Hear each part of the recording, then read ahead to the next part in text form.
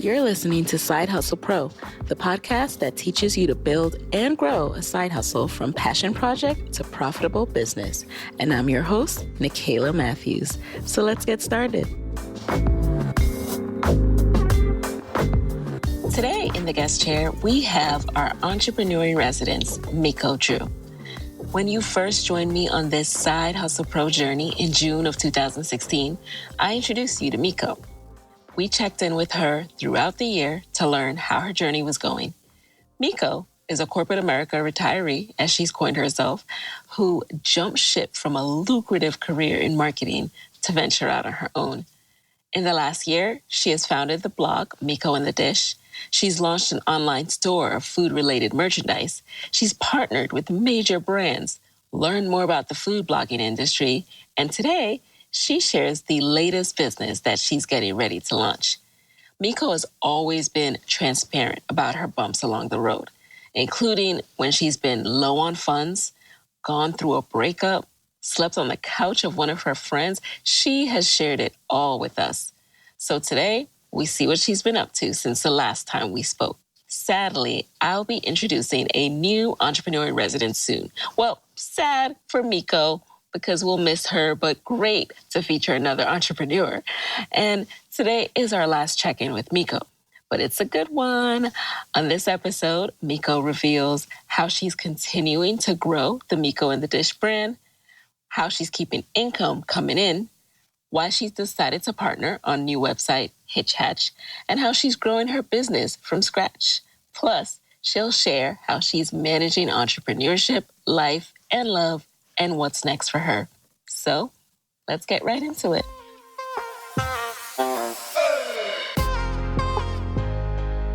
Welcome back to the guest chair, Meiko. Wow, it's been a while. Shame on us. It has been a while. Yeah, it's been long overdue. Not shame on us. It's probably shame on me. I've had a lot on my plate. So I'm sorry to the Side Hustle Pro fam. I love you and I've missed you. No, we've both had a bunch of stuff on our plate, but good problems like that shows we have been working. Yes. So, let's jump into it. So for those of you who don't know, again, Meiko is our entrepreneur in residence. Tell us, what have you been up to since we last spoke? Well, before I start off about me, let me just tell you congratulations on your 200K downloads and being listed on Bold Women Podcasters. Woo-hoo! We are closing in on 300,000 by the time this airs. So yeah. Anyways, you are doing great things. I'm so proud of you. I'm so proud to be involved with what you're doing. I just feel like it's almost a part of me. So congratulations to you. Thank you. But since we last talked, I celebrated my 1-year bloggerversary. Congrats. I also shared the stage with you at University of Michigan. I was able to do a little public speaking engagement. That was pretty awesome. I don't think last time we talked, you had seen the expansion in the store. So I vastly expanded the Meiko and The Dish shop. Lots more products there. Let's see. Taken on a larger portfolio of clients, which I'm sure we'll get into later.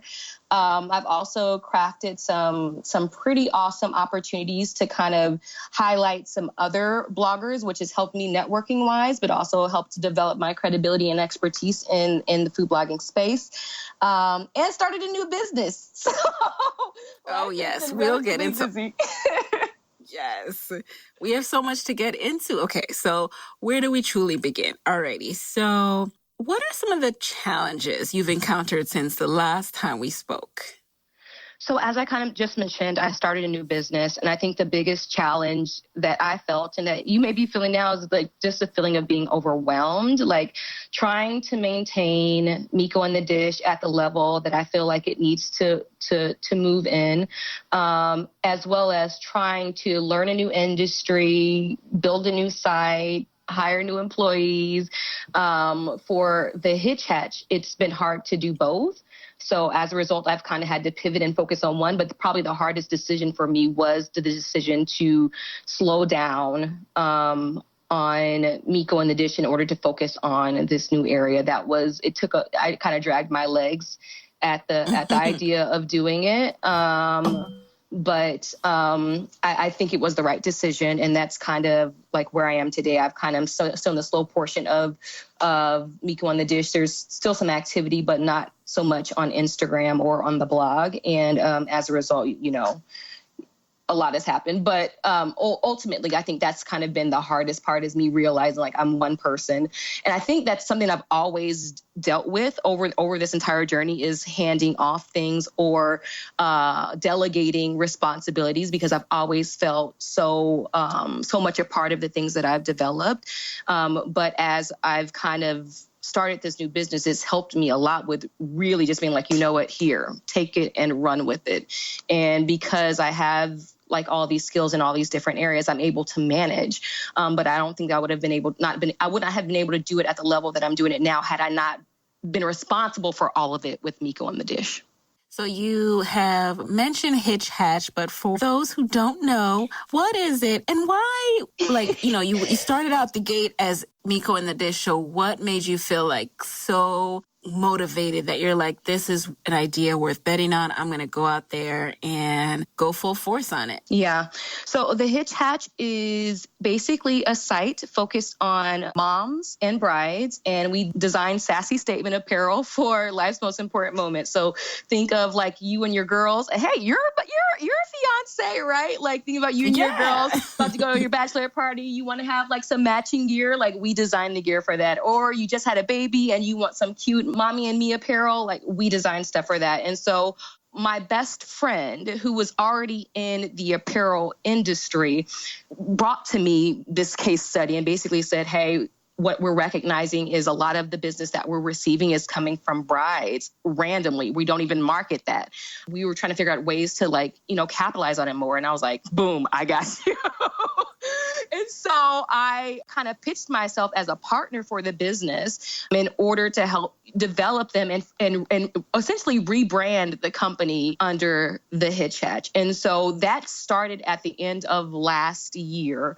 And it was right before I decided to move to Dallas, which is where she is. And that's why I moved to Dallas, was to focus in on that business. So one, I did it because it was the opportunity presented itself. And I thought it was a great idea. There's a lot of areas within the wedding. You can just think about the wedding space itself when it comes to customization. We've researched sites ad nauseum, and there's just so much space for improvement. And so we just thought that we could bring something to this space with her expertise, with my expertise, that would be game changing.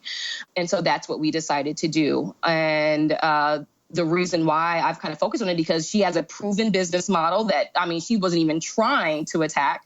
And I felt like I could bring some insights from a marketing and community building standpoint that would help out as well. And so that's why I just kind of jumped all the way in and decided like this. Okay. And it's not because I want to move away from Meiko and The Dish. I think what I have learned over this time, because I get to spread my wings and really just try the things that I'm interested in, is that I think I will be a serial entrepreneur. Like that will be my thing. I am in love. I've fallen in love with creating these like online spaces, these online communities, these online businesses.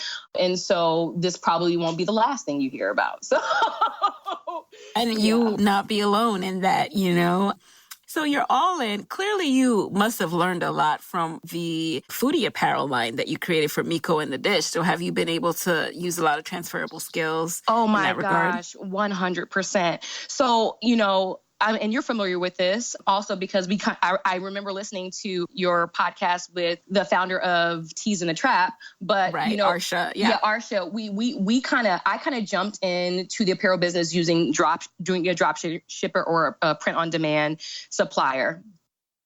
And that's allowed me to really expand the line without any risk at all, right? But my friend, she already has the equipment to do those things. We don't need the drop shipper, but the expenses involved in producing a shirt that you haven't proven is really hard. So I've been able to bring my expertise in we use these drop shippers to identify what's the greatest demand or what's most demanded as far as products. And then we bring that over in-house so that we increase our profits. So creating a business model for how to get out there quickly with new fashions, whatever's trending, and then a way to then optimize profits is something that, I've basically been able to learn from my site is like, okay, let's get the designs out there. Now let's figure out how to get the most from the designs. So. And how is it going? Have you soft launched or fully launched? And what are you doing to attract business? Yeah. So we soft launched about 2 weeks ago it was, and we basically shared the soft launch with more than a handful of people to provide feedback on the site. And we got some amazing feedback on product and the flow of the site, some really positive feedback, but even some very critical feedback. But that was essential for us in order to take the next phase. We've basically broke this down into phases. The first phase was to get a soft launch out and to get feedback. We didn't want to go down the pipeline too far without us being able to turn around before we can make edits. One of the major things that we've heard feedback on was on the customization functionality of the site. And from there, now we've hired someone to really build the ultimate customizer that's going to be visually appealing, that's going to have the right flow, that's going to offer the right products. That's basically going to give the person who's on there a real feel of what they're going to walk away with, which we think is the game changer for the industries because we don't necessarily feel like a lot of sites have it optimized. And so our next phase is to improve the site and to bring on the rest of our designs. But we've got a skeleton out there. If people want to check it out, they can certainly check it out and email us, but it's thehitchhatch.com. And fortunately, because it is a skeleton and it does have products in it, we are already starting to see sales from it while we're still building. So far it's been really, really well. It's gone really, really well. And we've been able to stay on track with, our phase plan and gotten some really great feedback in order to keep improving and really make sure that we're getting the right target design for the right audience. Yeah, I was included in your feedback loop and I was so excited because first of all, I don't want to start a business focused on brides because going through this process, I'm like, the wedding industry is a racket right. And how can I get in on it? Right. There are new customers coming in all the time. New babies all the time. It's changing all the time. If you got to think of an industry to be a part of, like, this is it. It just made sense. Brides will buy anything. And the thing is that it hits, like, everyone, kind of agrees, like, this is what we gonna charge. Yeah. So right. You can, no, you're not getting it anywhere cheaper. Right. So I love where you're headed. But, we have to go back to Meiko and The Dish. So you talked about, you went into laser hustle mode. Yeah. You slowed down marketing and blogging to really focus on launching the Hitch Hatch. So how have you been, one, making income? So that's one. And then maintaining just your fan base and making sure people feel the content and that love. Yeah. Well, nobody's feeling the love right now. Let's be honest. I've actually gone black and I've gotten a lot of people reach out like, where are you? What's going on? And I've personally responded to everyone who's communicated with me. It's inevitable. Like, my decision to go black meant that I was going to have to bear the consequences of, my growth slowing down.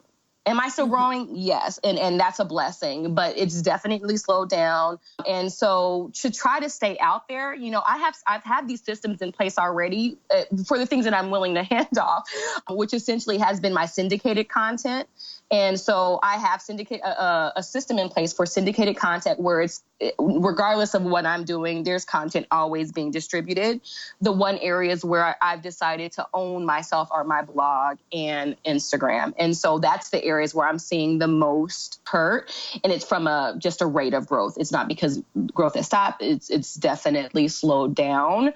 But, in me going into this decision to pivot, it's never like I'm going this direction and I'm going black forever. I set a 3-month at most, and I'm at about the 2.5 month mark, but a 3-month max on like going black and focusing on this area before I felt like it was going to be detrimental for me. And so I actually have obligations now with brands to where within the next week, you'll see content redistributed on Meiko and The Dish. But in the meantime, yes, I've slowed down on the number of followers that I'm getting on a daily basis. I've slowed down on the number of visits to the site. Even sales in the store have slowed down. But, on the other end, the consulting side, business is booming. And so, and I'm not even really trying there. So yeah, it's been a bit of a trade-off. But I do believe in the end, the things that I'm learning from this other side of the paradigm is definitely going to benefit Meiko and The Dish as I refresh things back up in the next weeks. I love that you mention the consulting, because one thing I'm always curious about is the hustle that funds the side hustle. Yes. Sometimes that's the job. Sometimes that's, you have various odd jobs that feed into a side hustle that won't be profitable for a while. So talk to us about the consulting business. How did it start to boom? How did you really build that out? You know what? Like, I don't have an answer for how it happened. It just kind of happened. So I thought I was leaving work, right, to start my own blog and to be a food blogger, which I am, and I'm still very committed to. But, things you think you're doing it for reasons are not necessarily what it ends up being. And so my blog ended up being a portfolio of my capabilities. And so people see the portfolio and they say, I want what you have. Can you do my social media? And so I've gotten clients doing their social media and creating content. I just finished up a project where I was working with the largest minority construction company in the U.S., developing a video for them for the Super Bowl committee. Where did that come from? I mean, word of mouth. Like, I literally did not go pitching myself for this project. Somebody dropped my name and they were like, yeah, we saw your blog. I want to hire you. I'm like, my food blog has nothing to do with construction. My food blog has nothing to do with construction, but for whatever reason, they felt, I related to them. It was in the conversation, maybe. I don't know, but I got that gig. I've done logo design. I've done food photography.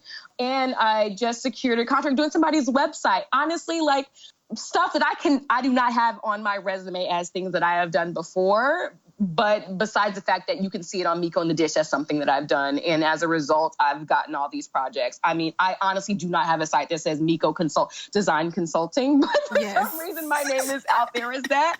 And it's been great. It's been great. Every time I wonder, am I making the right moves? I just listen to that small, still voice that says, try to say yes, and I'm trying to say yes to more things. It's stretching me in ways that I didn't realize. But as I said before, like, honestly, I feel like it's all going to come back to me and able to help continuing to improve the Meiko and The Dish brand. And that's really, to me, I will never stretch so far to where it's like, it's not somehow going to benefit what I'm doing with Meiko and The Dish. Now, 2 questions about consulting, because again, something else that intrigues me is, number 1, okay, you're being approached by people to do things that you didn't see yourself doing. So how are you thinking about pricing here? Are you going based off what you used to make in corporate and maybe adding tax? Or are you, allowing them to kind of put the first quote on the table and then saying based on your time? And then 2, I'll do 2 later, but it's about structuring your time, because you're still building out the Hitch Hatch, right? Yep. And you pull back from Meiko. So how then do you devote time to these consulting contracts? Yeah. So, first thing is about the pricing. And I am really leery of even discussing this because who knows, my next client might be listening to this. No, but even the process, right? Because like you said, I have not been hired to do this stuff before, and I got to come up with these numbers. And so Google has been my friend. What can I say? I've done a lot of Google searching. When I came up with my pricing for like the video production, I had never been hired to do video production for someone else. And I basically looked at what the average rate was in the industry, and I marked it up for my MBA about like 25%. And then I pitch it, and then we negotiate from there. But I think, I don't necessarily base it on what my MBA salary was. I base it on what the industry standard is, and then I put on a premium for my MBA.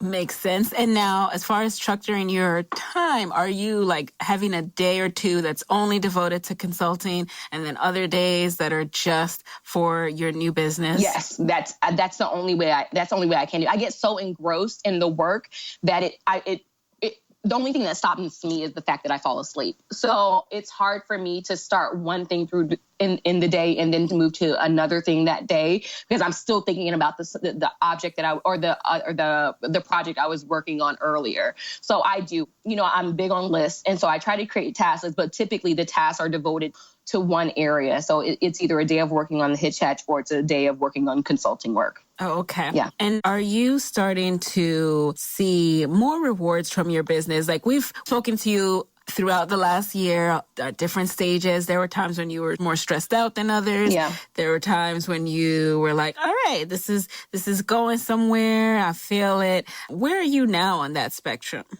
I feel really good. I feel incredibly optimistic about the Hitch Hatch. I feel incredibly optimistic about Meiko and The Dish.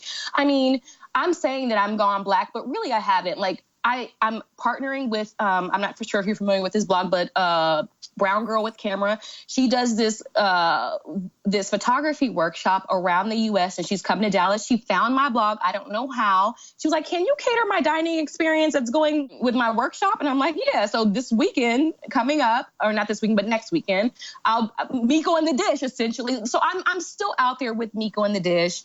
It's still I still do dining experiences and, might be partnering with the Little Boo thing to do that.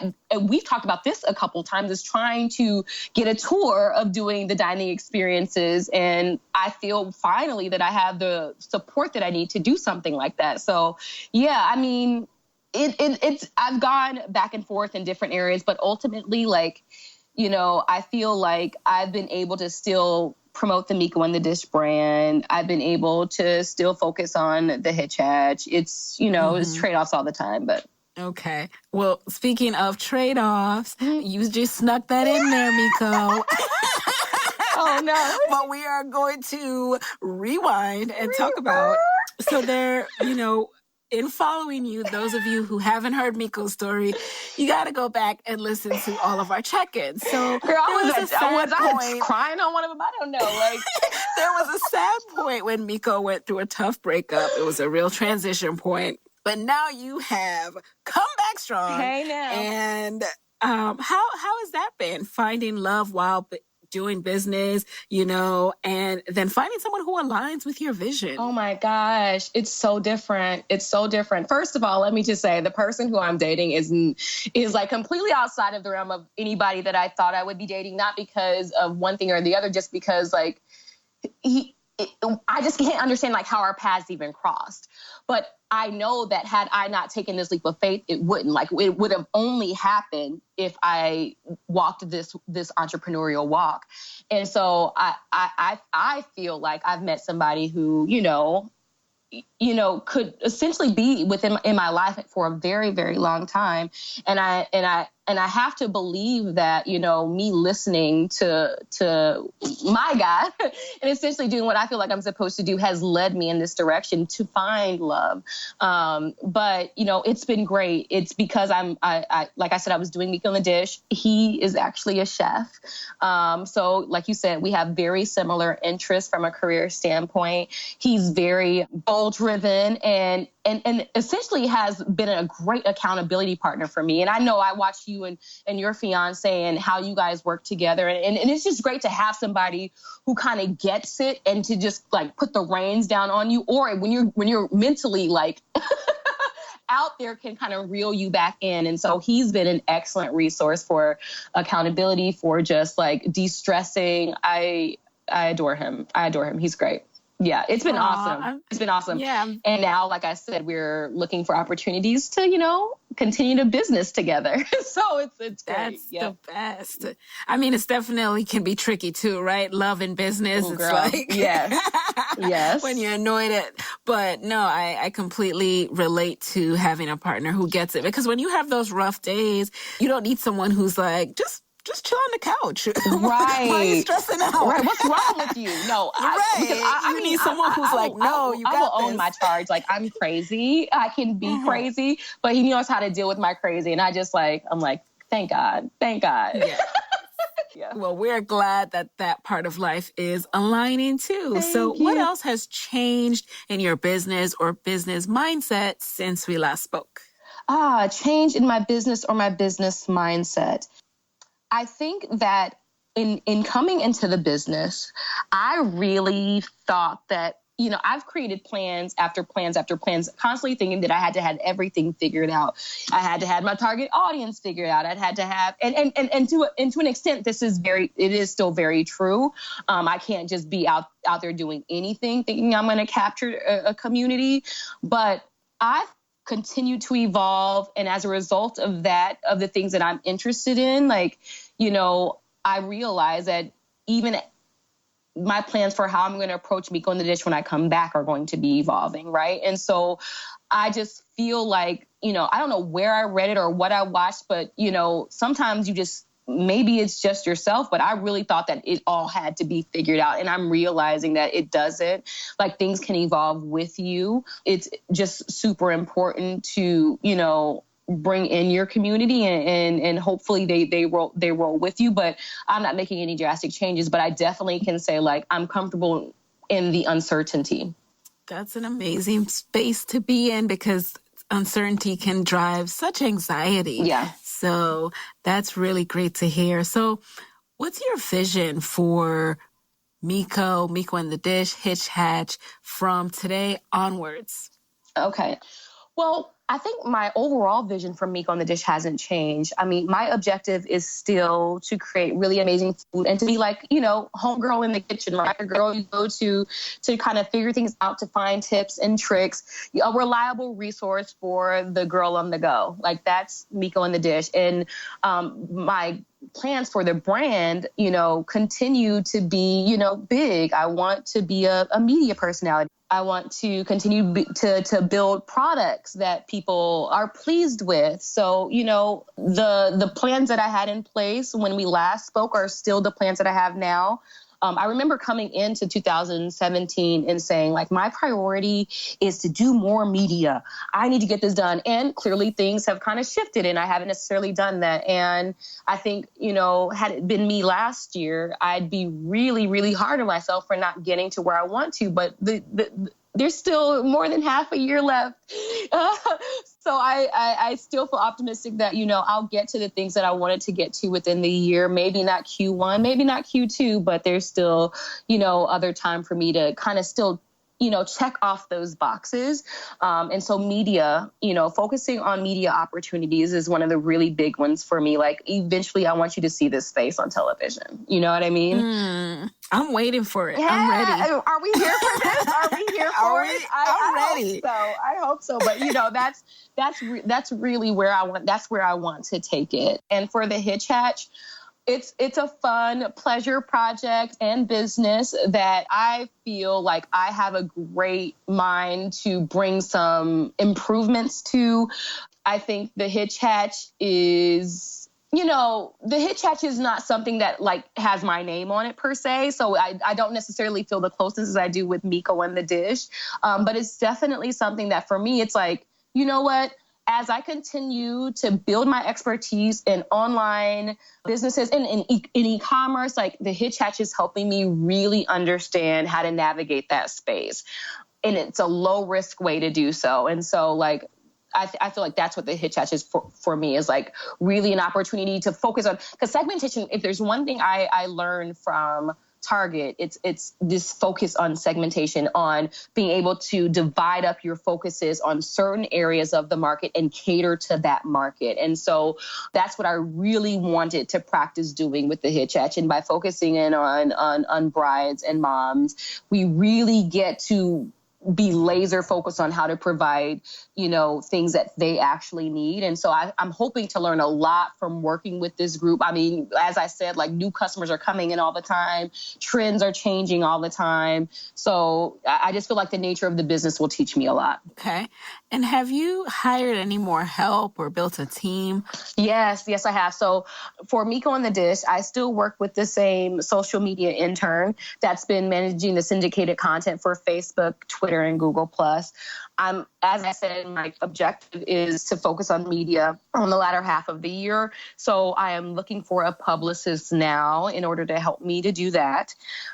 For the Hitch Hatch, the Hitch Hatch has more employees than Meiko and and the Dish, and it's only been open for 2 weeks. But yeah, so I have my partner who works on me with the Hitch Hatch. I also have a social media intern who I hired, and I'll just drop the note that I found them on Upwork. And so if you want to go into that, we can. But I found them on Upwork. And then I also, freelancer. I found them on Freelancer. And then I have a person who's doing the development of our customizer. And I found them on Upwork. Yeah. Nice. Okay. Yeah. So I will link to that. Yes, Upwork, Freelancer, always great tools for finding freelance people. Yeah. Now, what tools are you using these days to manage operations and keep you organized? My everything is Google Docs. I have never relied on Google Docs more in my life. Google Docs is everything because it's like a place where I can, it has my social media calendars, and granted, there's probably lots of fun apps that you can develop your social media calendars on. I try to keep my expenses low. So Google Docs serves the purpose for creating my social media calendar, my daily task planner. It's where I have my objectives and goals that I can share with as new team members come on. It's where I have the job descriptions and job instructions for new team members that I bring on. It's where I have all my login information. Google Docs is my everything. It's where I keep my expenses. It's everything to me. I still use Buffer for my batch posting, but I do have the paid account for that. TaxJar is a big one. I use TaxJar for Meiko and The Dish, and with taxes, you got to figure out state stuff, and I'm just not. I don't have time for it. So TaxJar figures that all out for me. I love them. I just started, because of you, by the way, transferring some of my expense data over to FreshBooks. So I don't have a review on them yet, but. Snap. But that's maybe next time we talk, I'll definitely have some more reviews on that. I'm diving big because both of the businesses that I operate in are very visually driven. And so I'm going to go big in Pinterest in the coming months. And so Tailwind, I've been studying Tailwind a lot. And so Tailwind, I'm starting to pull my content into there to help create an automated system for Pinterest. And I really like them a lot. And then let me think, anything else? Because I love video, and I've been trying to find quick ways to do video. I typically do my video in Final Cut Pro. That's my standard for most of my things. But for quick video editing, this online app called Filmora, it has all these auto word motion graphics, kinetic typography, already in there. It's so cool to edit on it. So if you don't have the background in videography, but you want to test the waters in building some really dope video, I say Filmora.com is one you should try.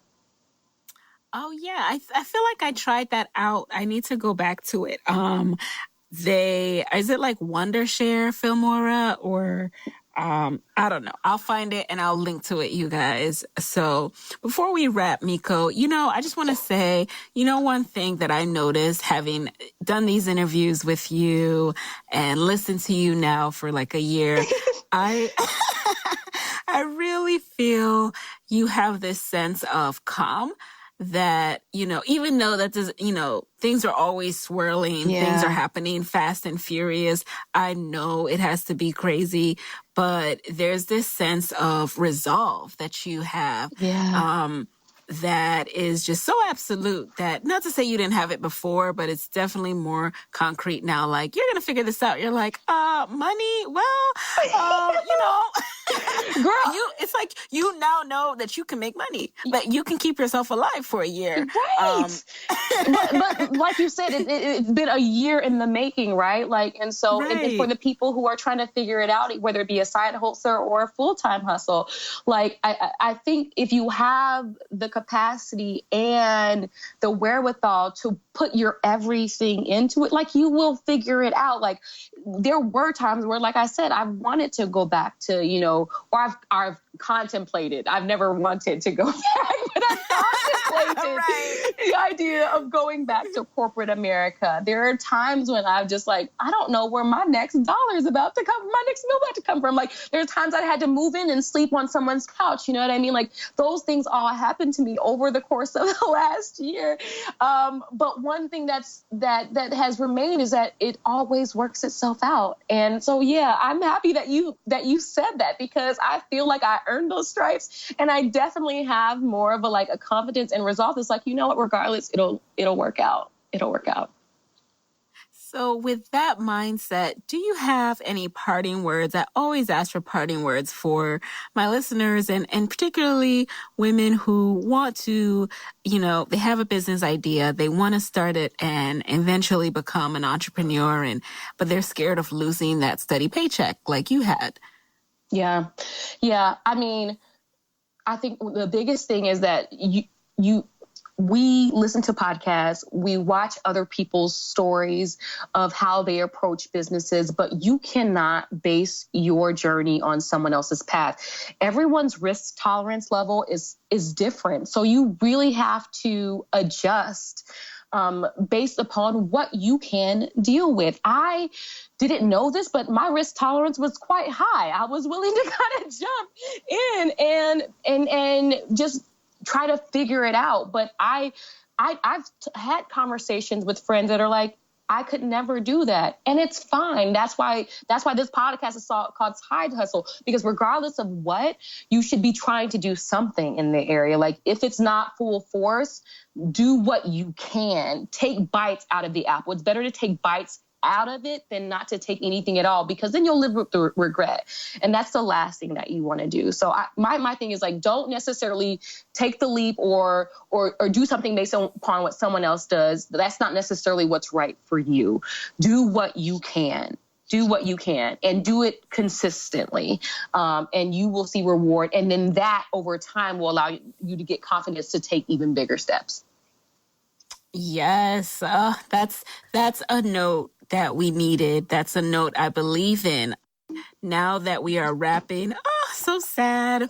Where can listeners keep in touch with you to hear more of your story, to ask you for advice? I'm sure others want to reach out to you to learn more.